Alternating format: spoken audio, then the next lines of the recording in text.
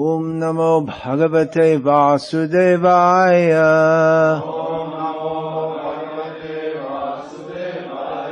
Om Namo Bhagavate Vasudevaya.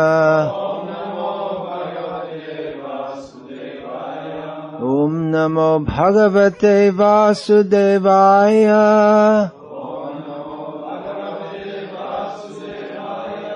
Srimad Bhagavatam, 1st Canto, Chapter 8, Text 21. Krishnaya Vasudevaya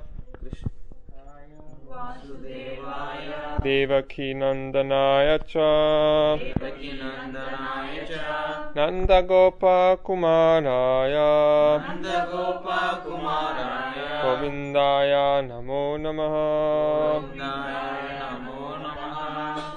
Let me therefore offer my respectful obeisances unto the Lord, who has become the son of Vasudeva, the pleasure of Devaki, the boy of Nanda, and the other cowherd men of Vrindavan, and the enlivener of the cows and the senses. Purport.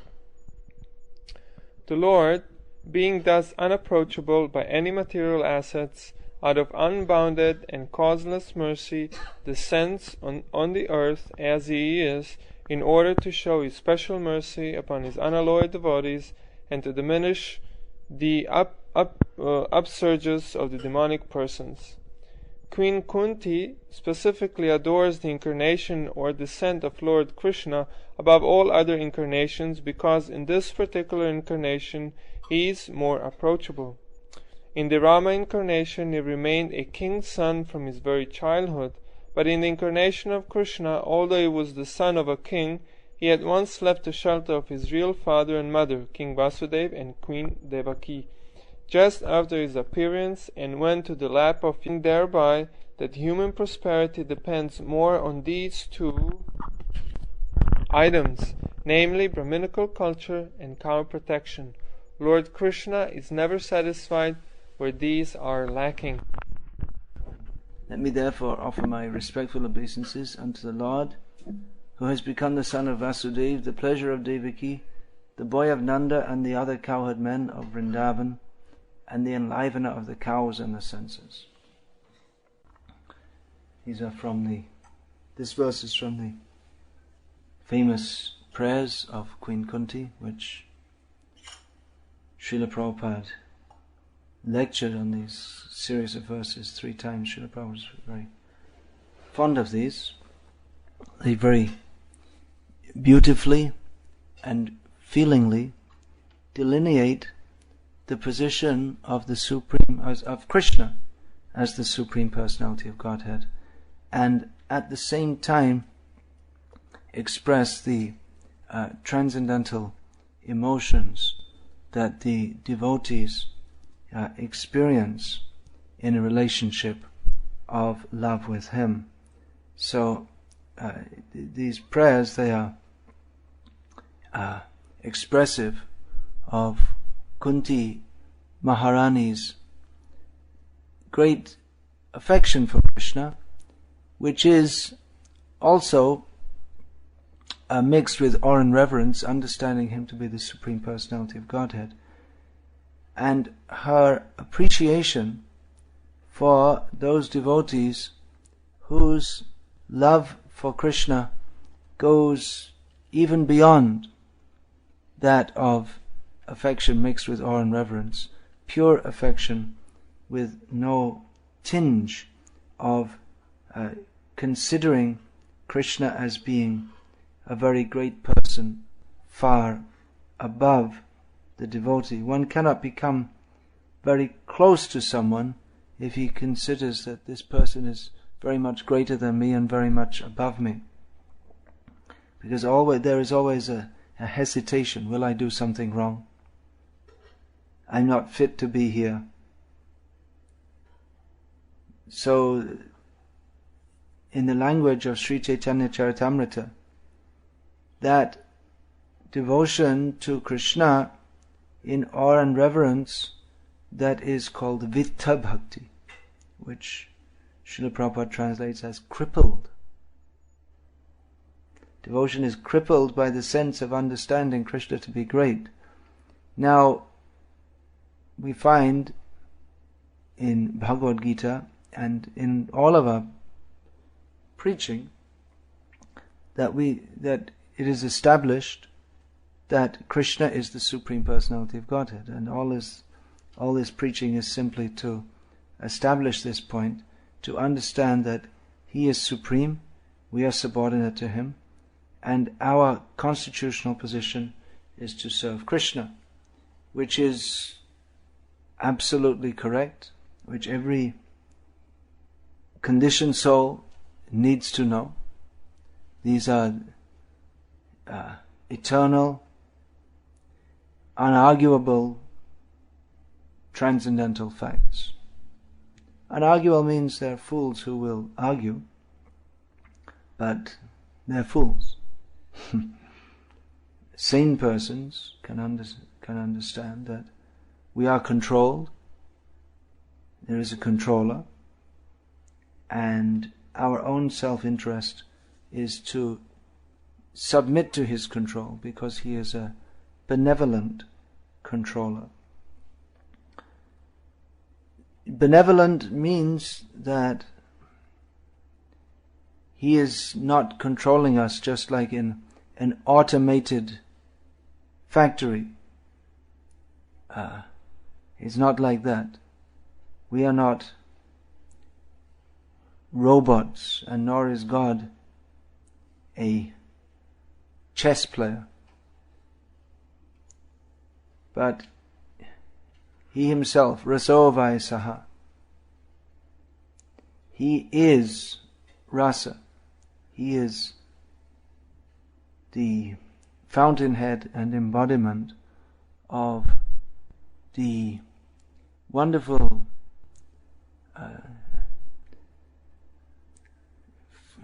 feelings or the wonder that is generated from transcendental loving exchanges.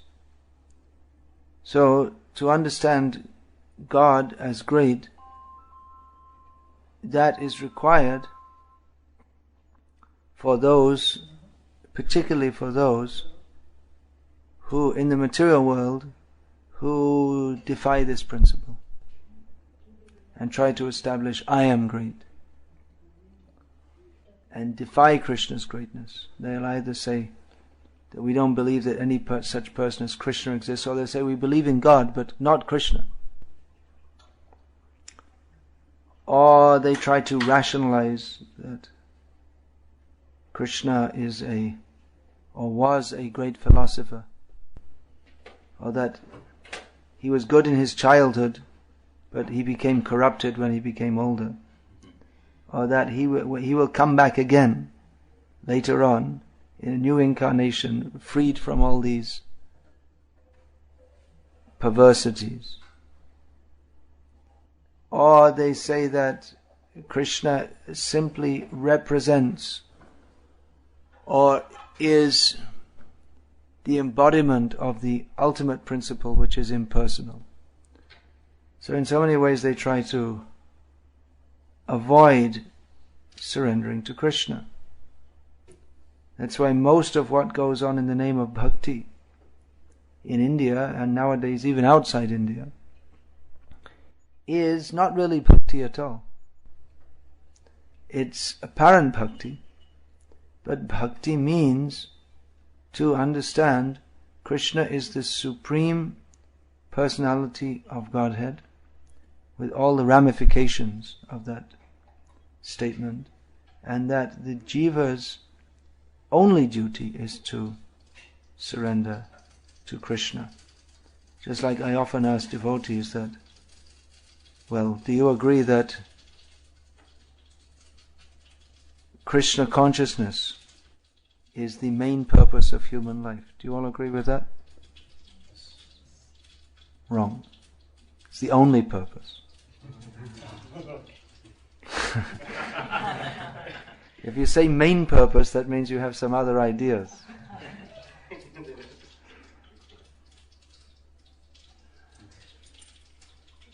So, Krishna consciousness is life, and everything else is If we have other purposes, then we have to be born again and again to fulfill those purposes, because other purposes are never fulfilled. Desires are never fulfilled, and there's one desire leads to another. There's no end to it. So we should understand that the only purpose of life is to serve Krishna. And being incarcerated in this material condition, we have various duties to perform in connection with this material condition, but we should understand that the material condition is itself an anartha. Anartha means that which is not our artha. Artha means that which is desirable, that which is required. Paramartha, that's sometimes translated in English as spiritualism. So paramartha means our spirit. Paramartha means our only artha. We have so many arthas, so many purposes. But when we understand that our only artha is paramartha, then we can actually attain paramartha. But as long as we are thinking that we have anything else to do but to serve Krishna, then we cannot properly serve Krishna. So material or duties in this material world should be executed only in as much as they nourish Krishna consciousness. That should be the goal. Dharmas vanushtita punsam vishvaksena katasuya notpadiyat yadiratim shrama evihi kevalam. Anything else we do, any activities that we may perform, if they do not lead us to the level of becoming attracted to hearing about Krishna, then simply it is a waste of time. So this is to be understood, that our only duty is to serve Krishna. Then when we understand Krishna is the Supreme Personality of Godhead, we are His eternal servants, our only duty is to serve Him, then we should engage like that. But in other words, we should engage in Krishna consciousness. But from Srimad Bhagavatam, we can understand that beyond serving Krishna as the Supreme Personality of Godhead, He is the Supreme Personality of Godhead, but there is a level even higher than that, in which the devotees simply love Him, not because He is the Supreme Personality of Godhead, but simply because they love Him for who He is, the Supreme loving and lovable person. Chaitanya Mahaprabhu especially points towards this kind of devotion. And in Chaitanya Charitamrita, as I said, this devotion to Bhakti, in which there is prominent conception of Krishna's supremacy, that's called Vitta Bhakti or Kripal Bhakti. Just to give an example, we find someone in this world who is famous and well positioned, is popular. You'll find, just like we see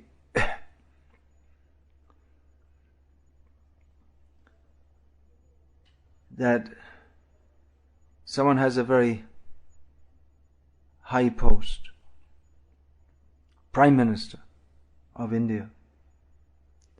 So as long as they're Prime Minister of India, at least in the Indian newspaper, they're on the front page almost every day, and whatever they say will be reported. Then comes the election, and then he becomes the ex-Prime Minister. And no longer do people pay that much attention to him as previously. What he says they might put on page 6. no longer on page 1. Or if someone is very rich, then he has so many friends. If he loses all his money, he doesn't have any friends. And the friends who were so eager to meet him before, they don't want to see him at all. As long as he has money, they're thinking, well, I could get some of that, I could share, I can go to their nice house and then go to the parties and enjoy, and it's prestigious to be linked with him. But when he doesn't have any money, they don't want to be seen with him. Oh, beggar, I don't want to see you. He'll take some money away from me. So the friendship is based on what is perceived as one's own self-interest. Beautiful woman has so many admirers, and when she becomes older, not beautiful anymore, then no more. That's the fate of every film actress. That just like in Tamil Nadu, once I walked into some home in Tamil Nadu and I saw some film was on, and beautiful young actress. I kind of recognized. I said, "Is that Jayalalitha?" I said, "Yes." So she was beautiful then, but not anymore. She's famous for other things now. I don't want to say, otherwise I might get arrested when I go back there.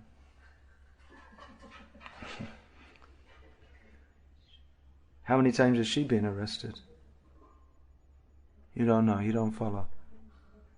Well, if you're in India, you have to know these things, because when the politicians get arrested, then you have to be careful. And there's so many riots and this and that. So, of course, she remains famous, but infamous, whatever, depends which party you support.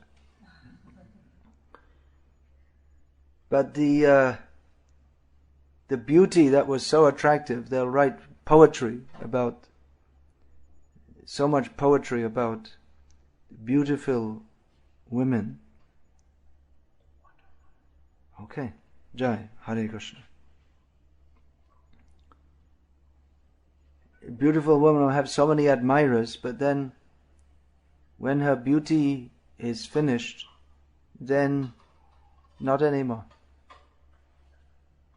So they're not actually attracted to the person, but to the prospect of personal enjoyment from contact with that person. So therefore, one may respect Krishna and love Krishna for his greatness. But from the standpoint of the Vrajvasis, or those who love Krishna not because he's great, but just because he is so charming, beautiful. Even they cannot describe exactly why. The gopis, they also say, we don't know why we're so attracted to this Krishna. He simply cheats us all the time. He calls us with his flute, and then when we come, he says, "What are you doing here? You should go home." He attracts us by his smiles and his arched eyebrows, and we gave everything for him, and then he gave us up. So the gopis, they said, we should, better for our own self-interest, we shall stop talking about Krishna. We'll just forget Krishna. But then they found they cannot. They are trapped. But that trapping is very sweet and very nice. That love of Krishna. So Chaitanya Mahaprabhu, this is his special contribution. That Prema Pumarto Mahan, love of Krishna beyond even the concept of understanding him as the Supreme Personality of Godhead. Of course, we have to understand him as the Supreme Personality of Godhead. If in the immature stage we start to think that I shall just treat Krishna with disrespect, as Vamshidas Babaji apparently did, for instance. if we were to behave as Vangshidas Babaji Maharaj did with his deities, would be great offenders. He does so out of great love. But not understanding this, people, they project their material sentiments onto Krishna and think that this is bhakti. Just like sometimes we see some of our Western devotees especially, they painted Krishna with big muscles because they think that in the Western concept it should be with big muscles. That's the idea. A man is very good looking if he has big muscles. So when Prabhupada saw this, he said this idea, this concept of beauty, of having big muscles, he said that is the concept of beauty of the meat eaters. Then he showed a nice picture of Krishna from India and said, this is the concept of beauty of the milk drinkers. So we tend to project our own concept. Another example I'll give, one of our devotees told me, is that he visited some home where these Vallabh Sampradaya, Pushti Marg, in which they're supposed to cultivate the feeling that we're worshipping Krishna as our son. So they have child Krishna, Ladu Gopal or whatever. So the lady of the house was telling him that yes, I treat Krishna just like my own son. You see, in the evening I sit and watch the TV, and I bring him and sit him on the chair next to me, and we sit and watch TV together. I have so much bhakti. There's another story that from Bengal, that one so-called religious preacher, Krsna Goswami, in a public lecture he was giving an example of spontaneous devotional service, giving the example of himself. And he described how one evening some months ago he had left his home in the early evening to go to give a lecture a few miles away, going by walking.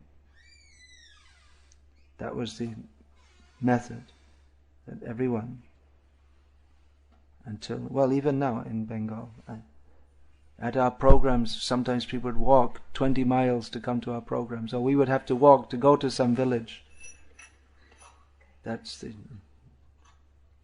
For those of us brought up in the modern age, we may be surprised, but that's the normal mode of locomotion. Walking. So anyway, he walked, and it was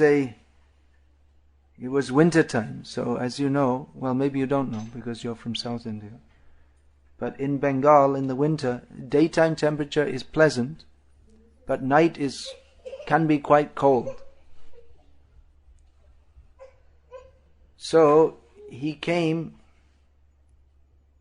walked maybe 4 miles to another village to give a lecture. So he was describing this in another lecture some months later. So he walked, and then he sat down and he started to give the lecture. And he was halfway through the lecture when he suddenly remembered that he had left the window open in the room where his deity Gopal was, and he hadn't put any warm clothing. So he got up in the middle of the lecture, and without telling anyone what he was doing, he ran back all the way and came and bowed down and apologized to Gopal and closed the window and gave him some warm cloths, and then he cooked up a very nice, warm, hot, nourishing pot of tea and offered it to Gopal. Then he put Gopal to rest and he took the prasad remnants. And when all the people heard this in the lecture that he gave human, they all said, "Oh, this is wonderful, this is very good." So it sounds very good, doesn't it? Up to the point of tea. Because he thought that, well, I like tea, therefore Krishna should like tea. This is projecting our own contaminated consciousness. Bhakti means to understand what Krishna wants us to do, and then we do it. Not that what I like to do, Krishna should like to do. It's round the wrong way. Sometimes we hear some similar arguments that this material world is a perverted reflection of the spiritual world. Therefore, everything here should be there also. So, someone is proposing that, well, soccer and volleyball, and that should all be there also, because this is a perverted reflection. So, there must be sports in the spiritual world also. Sports there is, but that Krishna, that's described in Krishna Lila. They take some bale fruit. You know what that is? Bale fruit? What's that? In bilva, it's called in Sanskritam. Bilva. In Hindi and Bengali, it's called bale. So they may throw that, but they don't have any organ. They don't go to the cowherd grounds and they mark off a cricket pitch and start playing cricket. Not like that. This idea, then there should be blue jeans in the spiritual world, pornography. All these things are there. No, it's a perverted reflection. It's not that everything is. In the reflection there's perversity. So the perverse things that are here are not there. So we think, well, how can I go to the spiritual world if there's no baseball? Better I stay here. Well, there's something like that. I mean, actually that's described in the pastimes of Lord Balaram, that on the Raivatak mountain, that the Vivida, he was ripping up rocks and throwing them, and Lord Balaram was ripping up trees and smashing them away. So maybe that's something like baseball, but there was no runs, and I don't even know the rules of baseball, but I suppose you get some runs. Is it like something like in cricket? Probably. I don't even know the rules of cricket also, I'm glad to say.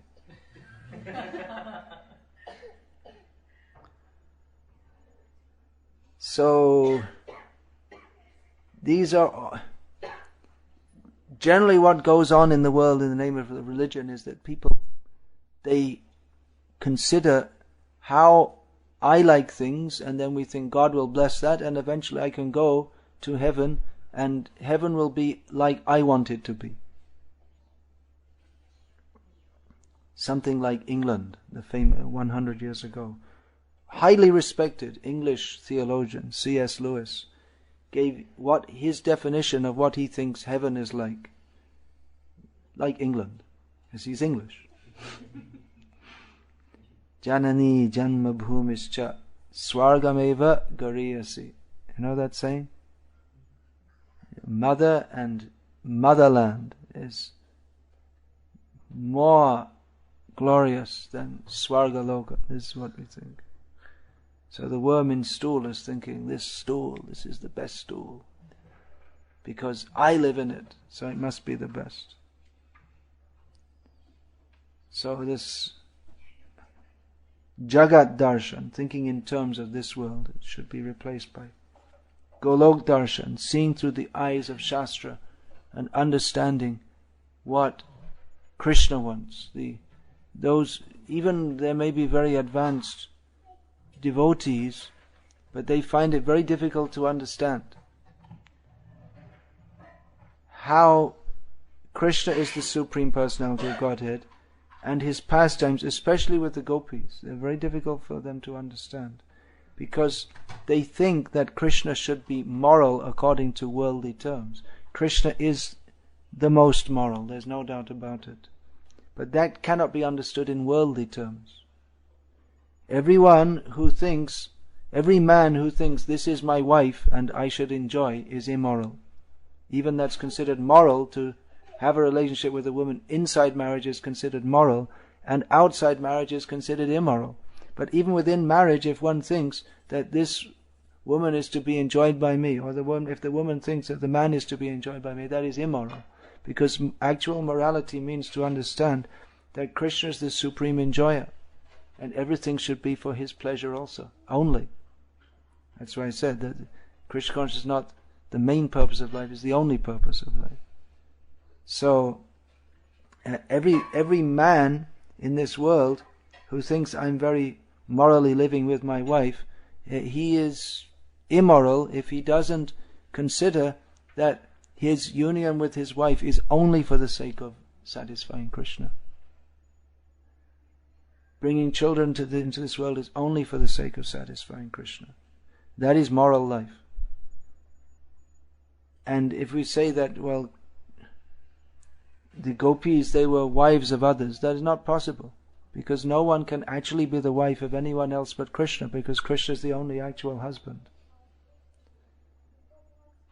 So, from the platform of worldly morality, it's very difficult to understand. In Shastra, it's very clearly given that, and in Shastra, even the Mlechas and Yavanas, they can, or previously they could understand this point, that a man marries a woman, and that man associates only with that woman associates only with that man, and anything outside of that is immoral. And that's true, and we're not trying to say anything else. On the worldly platform, that should be followed. But it should be understood that this relationship is not an absolute relationship. It is bounded,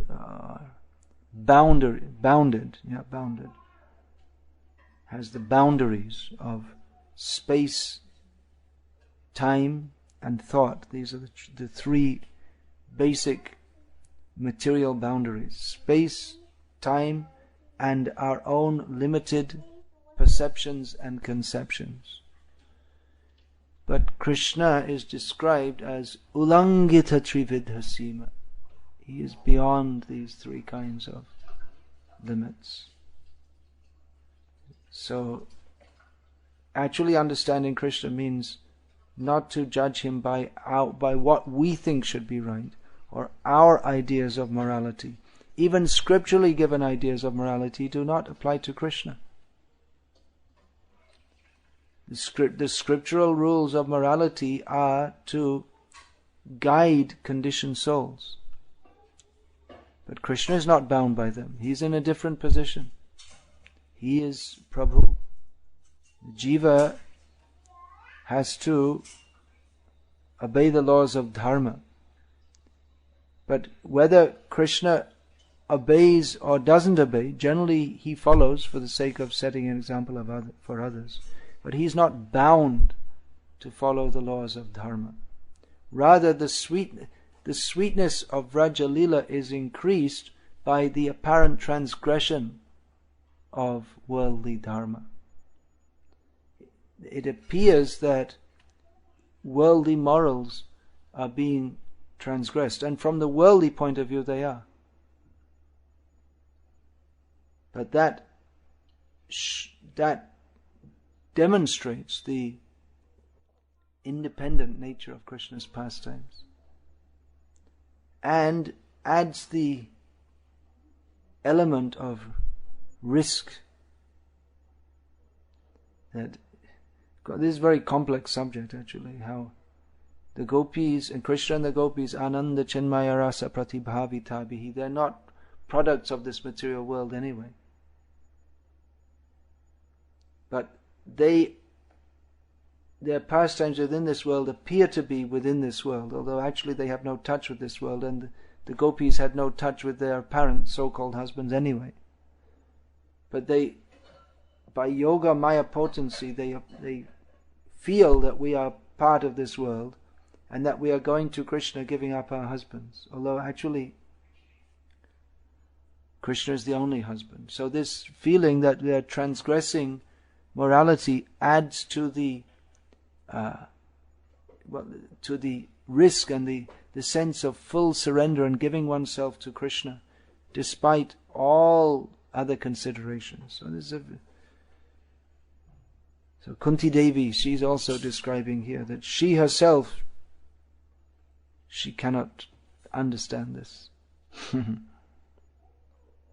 It's very virambanam, bewildering, she says.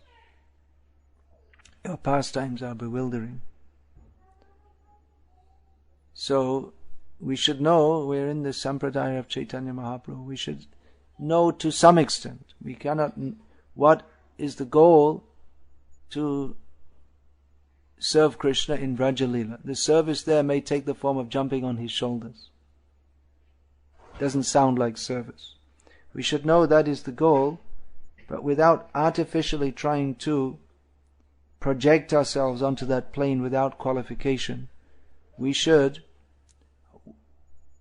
worship that goal and worship the great devotees who are situated on that platform and serve them following the scriptural rules and regulations, understanding that Krishna is the Supreme Personality of Godhead. With awe and reverence we should serve Krishna, the Supreme Personality of Godhead. Hearing about Krishna, chanting about Krishna, serving Krishna without calculations. What shall I get back? But cultivating the mood of selfless service, which will gradually qualify us to be invited to join Vraja Leela, the spontaneous, the land of spontaneity. Hare Krishna. I'll finish there. All glories to Srila Prabhupada. Srimad Bhagavatam ki jai. Hare Krishna.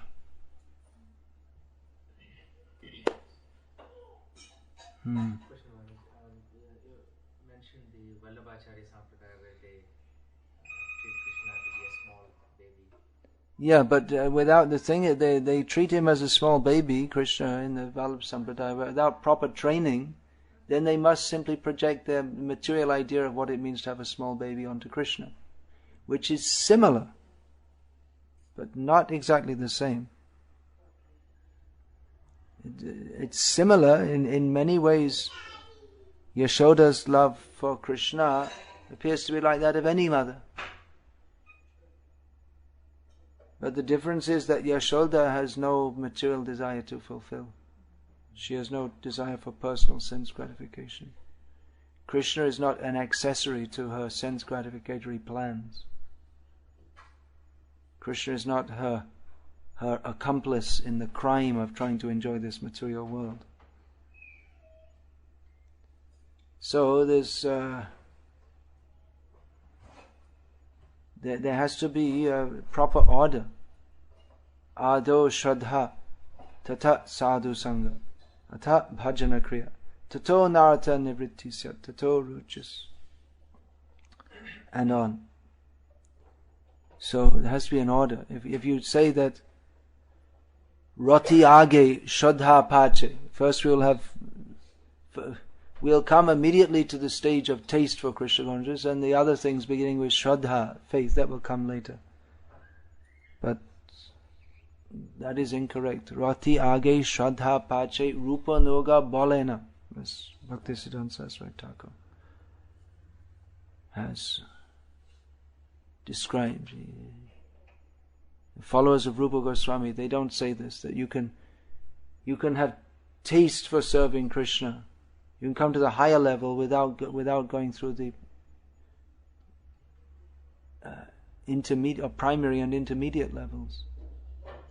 Pradurbhav sadhakanam ayang premna pradurbhave bhavet kramaha. Krama means step by step, gradually. So on the path of prem, ado shraddha, tato nishtha ruchistata, atha saktis tato bhava, ato premabhyudanshati, sadhakana mayang premna pradubhave bhavet krama. So these are the steps. Initial faith, ado shraddha, tata, then association with devotees. Then taking up the practical activities of devotional service. then becoming free from all worldly attachments and obstacles. Then being fixed in devotional service, having taste for that, becoming completely attached to devotional service. Then initial ecstasy of love of Krishna, then actual love of Krishna develops step by step.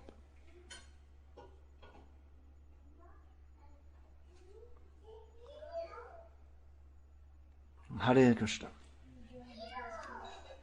Yeah, please.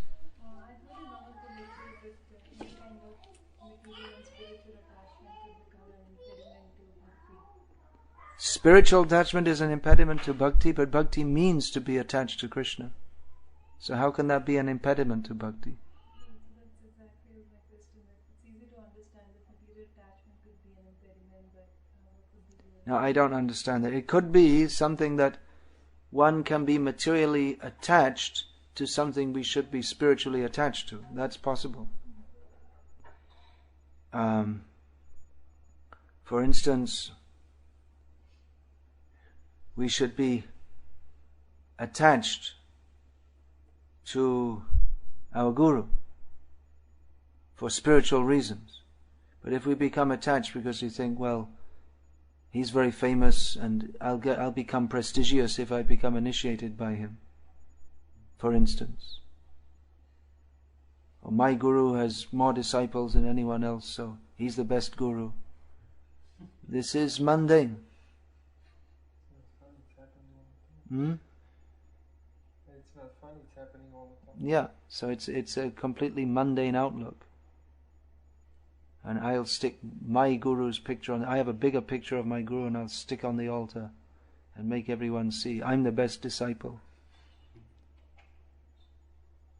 But you'll find this kind of disciple, if the guru acts as a guru should towards that disciple by correcting, then they'll immediately reject. Oh, he's useless. There's no actual spiritual attachment. But actual spiritual attachment, that is bhakti. Or that is the foundation of bhakti. It could be also that one is attached to the impersonal Brahman. That's also an obstacle in bhakti.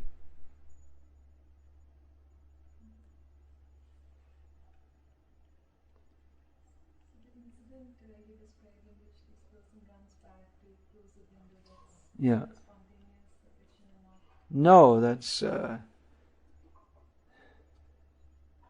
travesty of bhakti, his apparent devotion. Again, he's projected his own desires for material sense gratification.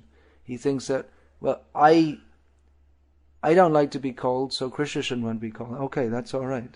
But then if you think that I like to drink tea, so he should also want to, that means that's why when this incident was described, they said that they described Gopal, and after Gopal's name they put in parentheses question mark.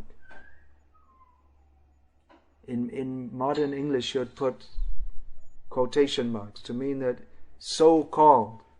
He thinks he's worshipping Gopal, but there's not Gopal at all. Such worship is not... Gopal doesn't drink tea. And he doesn't accept the offerings of tea drinkers. He may do but not in the way that... when Krishna describes patrang pushpam, leaf fly, doesn't mean tea leaves. We have to get more definition from Shastra. This Goswami, he's described, for a start, why should anyone describe... Well, I'd like to give an example of spontaneous devotional service myself. I'm a great devotee and I'll tell you why.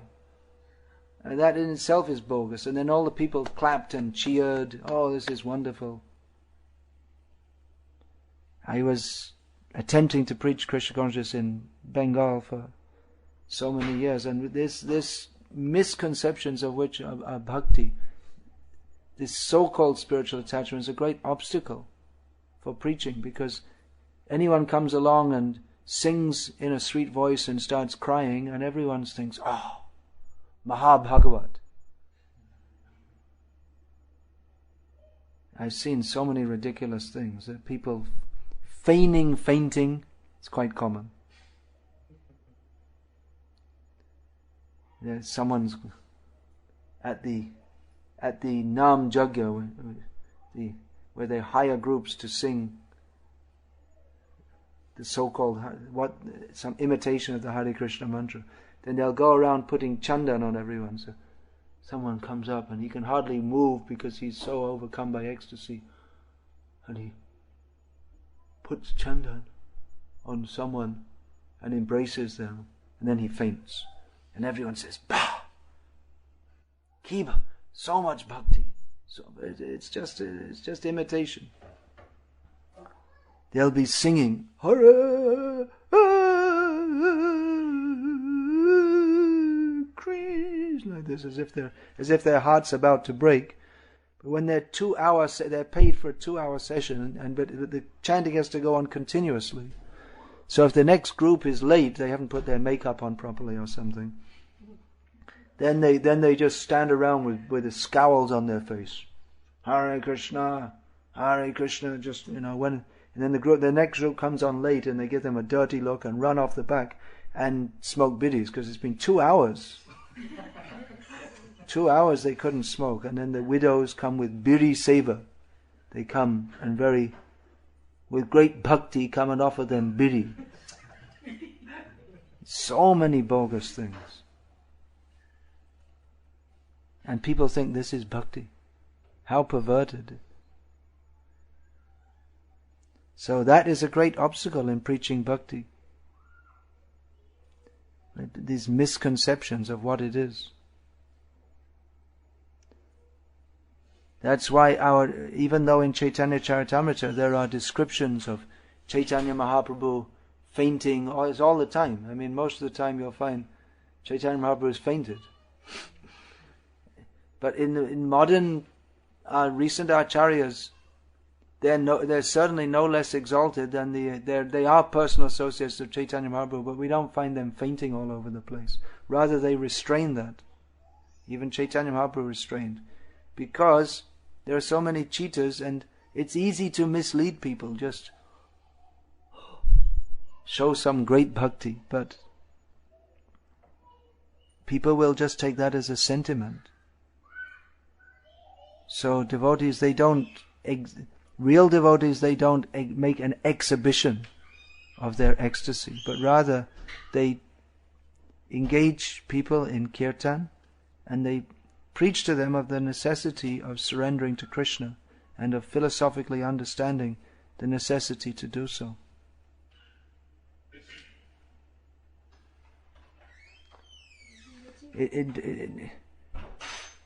Bhakti is based on faith, and people coming to bhakti tend to be faithful.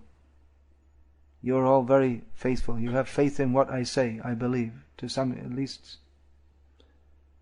definitely more than most people. If I go in the next house and start saying these things, they'll call the police. What are you doing here? So you're not doing that, you're calling me. Please come. If you go to most houses, door to door, distributing books, then most people won't be very pleased.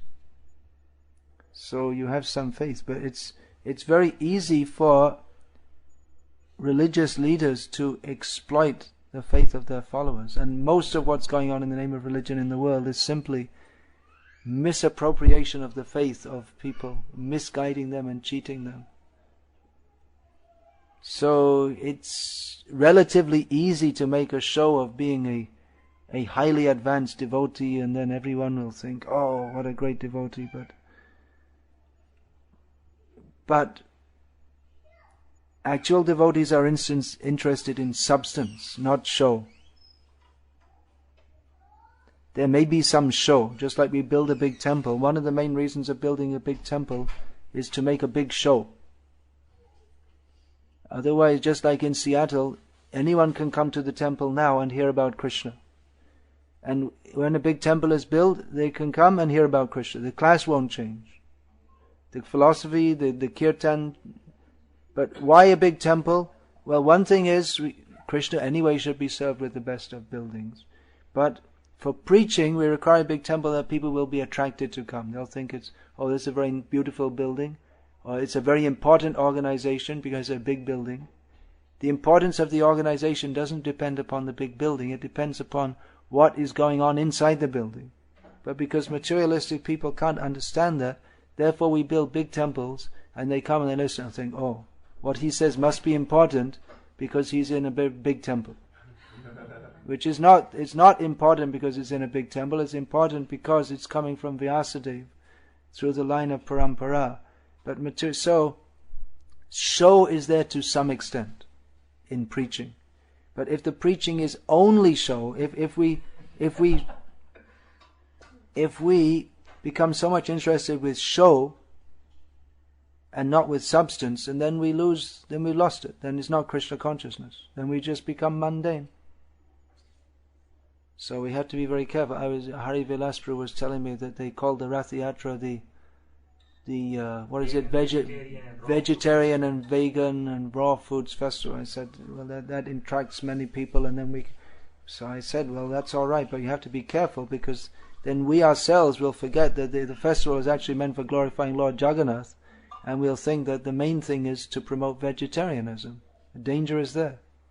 You can do that, but unless when people come, you very clearly establish that the goal of life is not to be a vegetarian, the goal of life is to be a servant of Lord Jagannath, the Supreme Personality of Godhead. If we put the focus so much, then we may forget altogether. As we were talking in the car about food for life, how yes, it's good to distribute prasad, but if we ourselves are all the time talking how we're feeding poor people and they're hungry, and then we become there are so many mundane charities which are feeding poor people.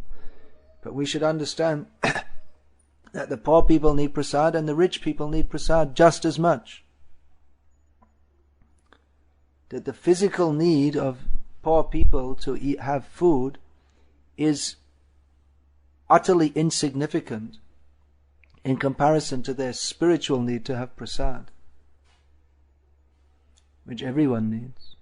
So it's relatively easy to raise donations if we say we're feeding the poor and this and that. But if we ourselves forget, which is quite likely if that's all we talk about, that we're supposed to be raising people to the platform of Krishna consciousness, then our consciousness becomes mundane, and Krishna doesn't accept offerings of mundane people, so it's not prasadam anyway. So these are some of the dangers. Preaching means that we have to preach at some point. We have to make some relationship with mundane people, with the idea that by making some kind of communication, we can bring them up to the platform of Krishna consciousness. That's why when we meet people in America, you may say, "Hi, how are you?" Devotees don't talk like that. But if you want to distribute a book to someone, you may say like that. But your purpose is not to be a mundane American, but to give them the book about Krishna.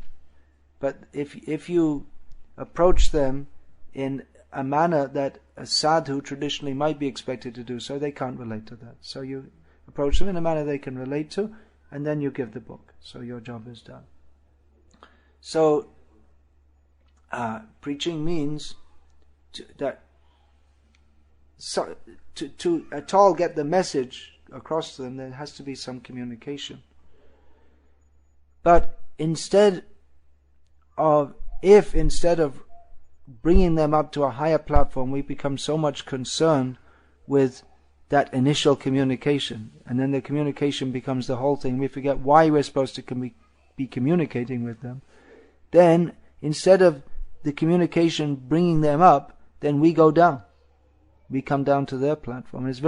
That's the story of every religion in the world. Every religion in the world is not running on the platform of the original founder. As there's a saying, the last Christian died on the cross.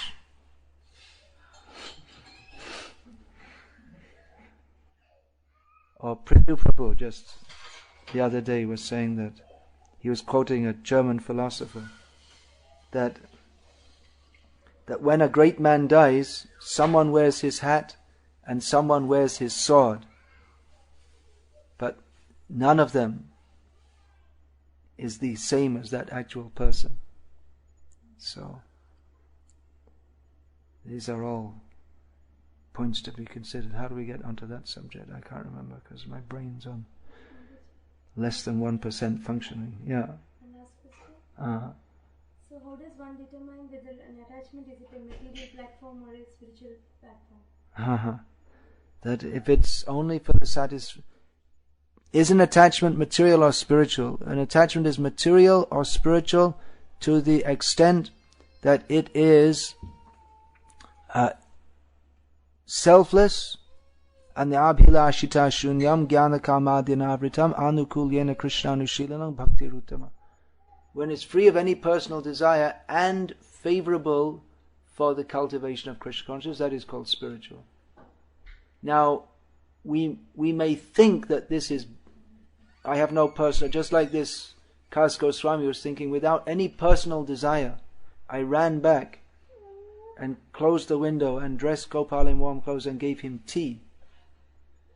So that it may seem to him it's without any personal desire, but because he offered him tea, that means he doesn't know how to satisfy Gopal.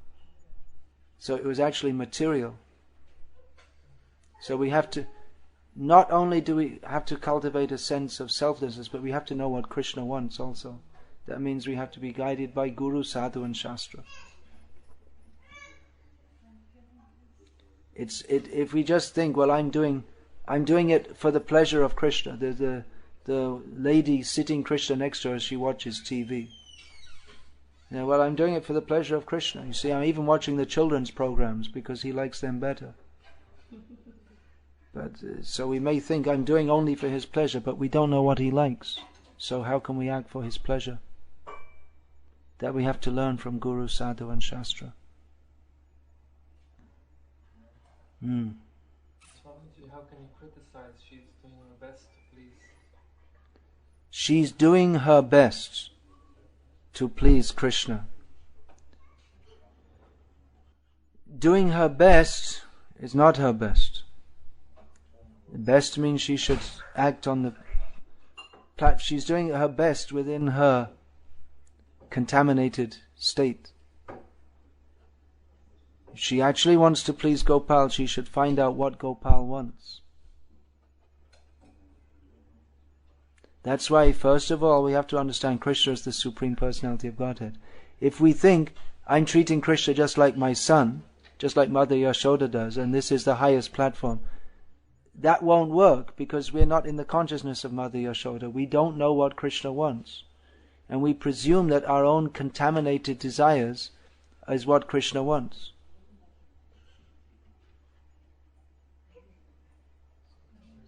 Can I ask a personal situation in which I was not sure whether what kind of detachment it is? So, for instance, up until last month, I was very attached to going to Mangala every morning. No matter how long I slept at night, I would go to Mangala. That's very good. However, it affected my quality of chanting. Last 2 weeks, I realized if I miss Mangala, because sleep 6 hours, I can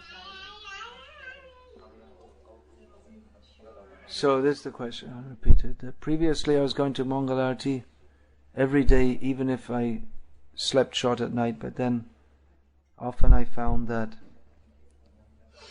due to having insufficient sleep, my chanting, the ability to concentrate on chanting was less. So then I decided not to go to Mangalarti every day, so that my chanting would improve. Watch out for the dangerous mind. We should do whatever is required to advance in Krishna consciousness. Whatever is best for serving Krishna. That may be different in different circumstances. So watch out for the dangerous mind. Because it may be that, well, we took rest at 12 o'clock due to some preaching engagement or something, so I won't go to Mangalarti so that my chanting will be better, japa chanting will be better. But then what happens is, we take rest in plenty of time, and then we wake up early enough, and we start thinking, well, actually I'm quite tired this morning, so I'll sleep some more, and my japa will be better. So, there may not be a clear answer for that. It depends on motive, and we shouldn't trust the rascal mind, actually.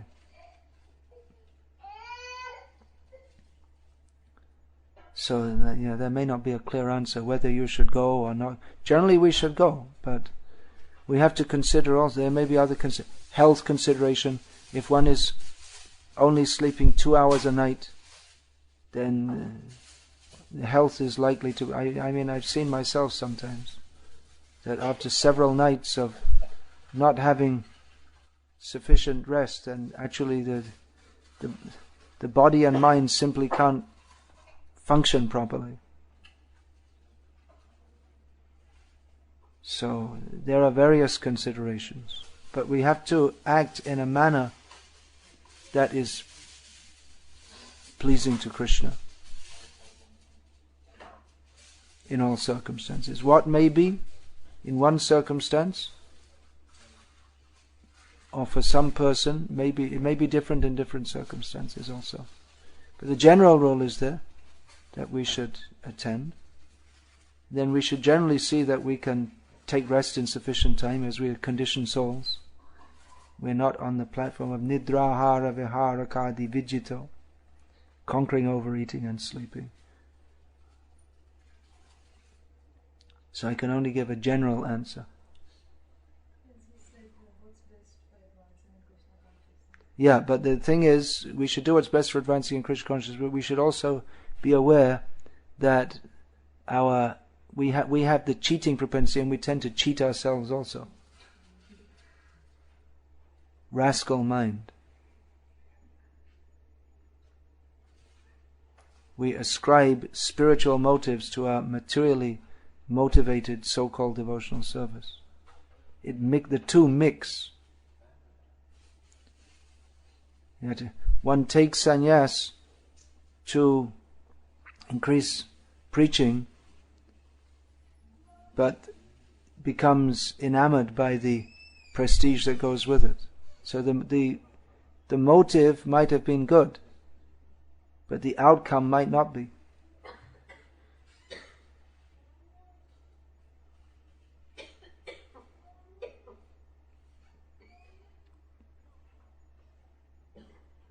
In the nectar of devotion.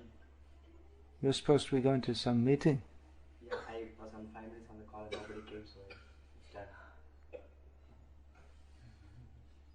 Alright, yeah, then? So in the nectar of devotion it said one should offer the Lord that one likes very much.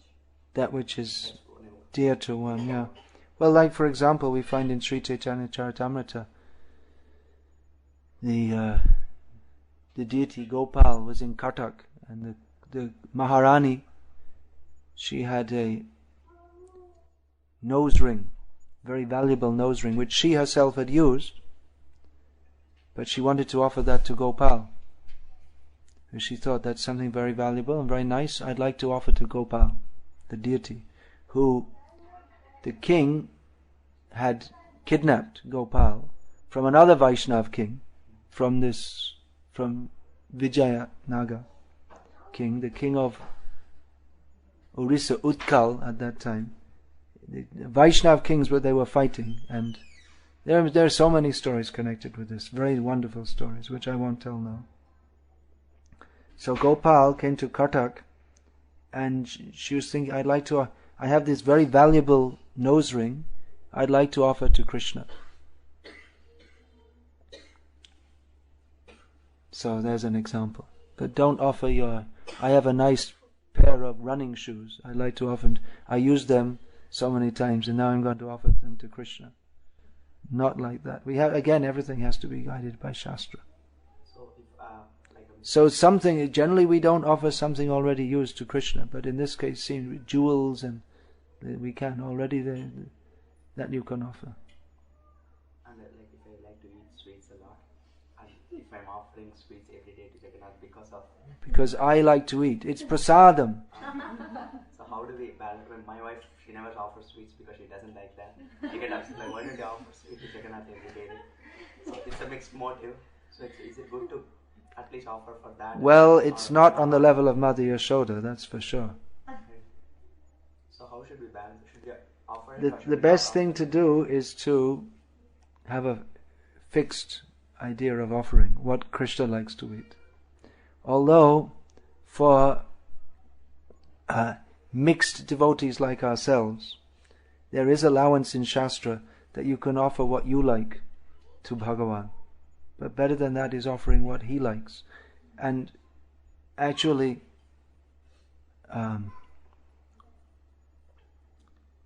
what he likes on the pure platform we also like, because we're thinking, this is Krishna Prasadam.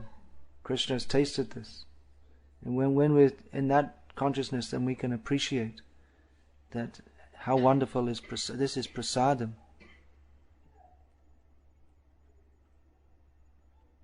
When we're appreciating, oh, this is so sweet and so much ghee, tastes wonderful, that's all right, as long as it is offered to Krishna. But when we're thinking, oh, how Krishna must have relished this, that's a better platform, isn't it?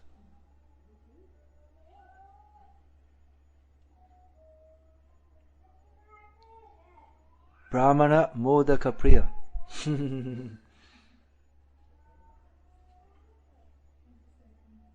You know that?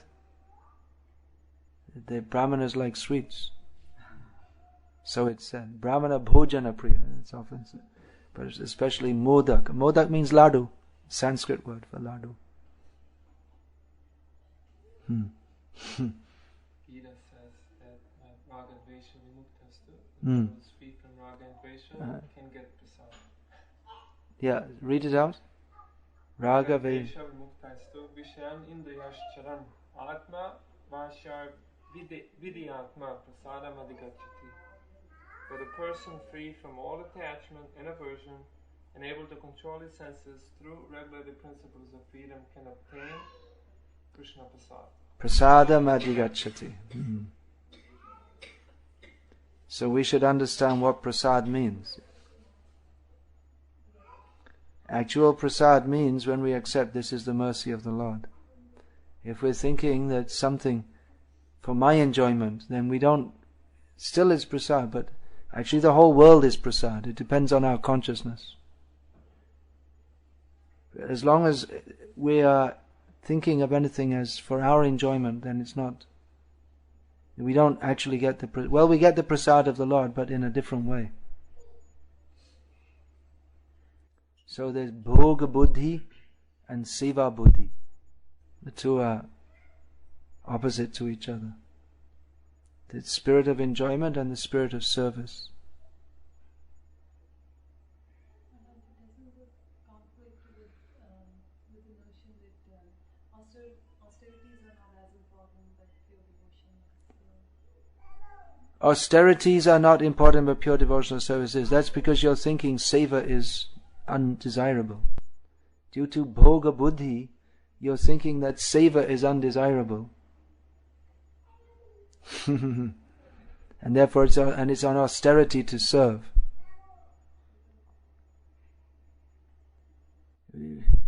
Actually there's no such, for a pure devotee there's no austerity.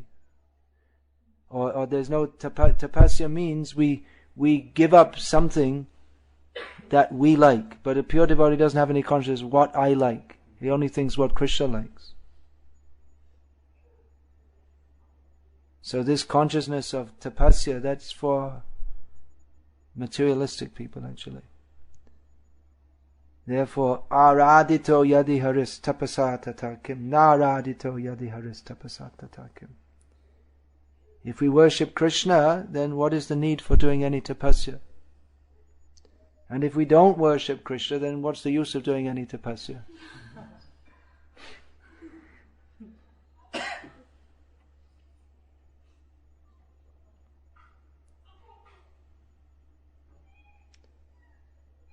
But that is required to accept tapasya, to help us to become free from the spirit of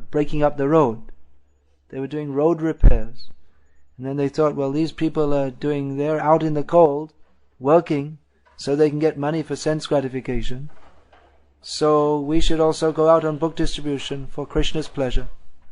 If they can do it for sense gratification, then why shouldn't we? And not only going out in the cold, but with this horrible loud noise. So they thought, then we should also go out. Worth considering. We should at least discuss like this, and then that can help us in difficult times when there's some difficulty to transcend that difficulty and go on and serve Krishna. But again, we have to consider very carefully. Just like yesterday, I didn't attend the preaching program because I was feeling if I push now more, I'll get more sick. So I didn't go, but I sent Mahatattva Prabhu instead. But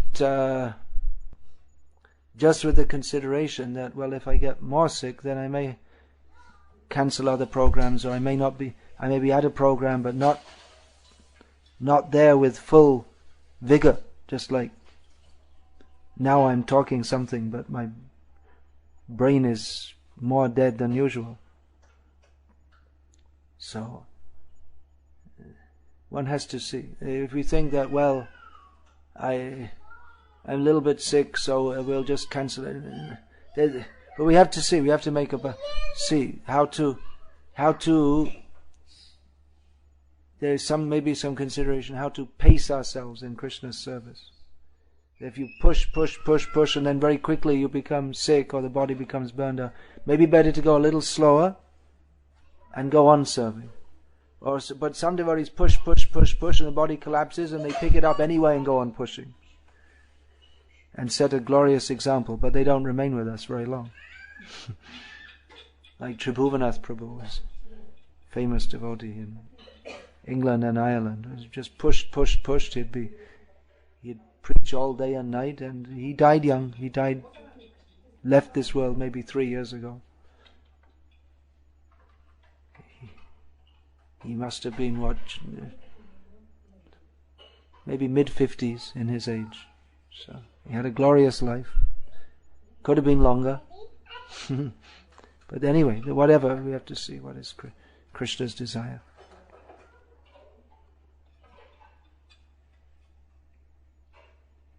Yeah, please. Then how does one know what Krishna likes or what Krishna desires? How can we know what Krishna likes? We have general directions in Shastra.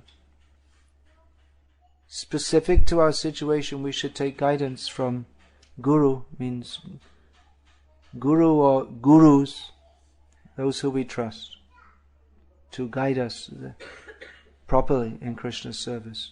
But Gurus may also say, many times disciples come to me and ask, should I do this, should I do that?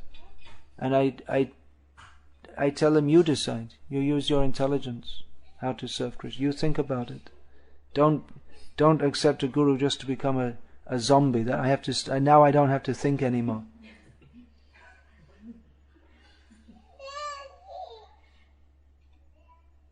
So he may quote some examples from Shastra, then you use your intelligence how to serve Krishna best. One takes instruction from Guru and Shastra, but at every step in our lives we have to make decisions. Mostly minor decisions.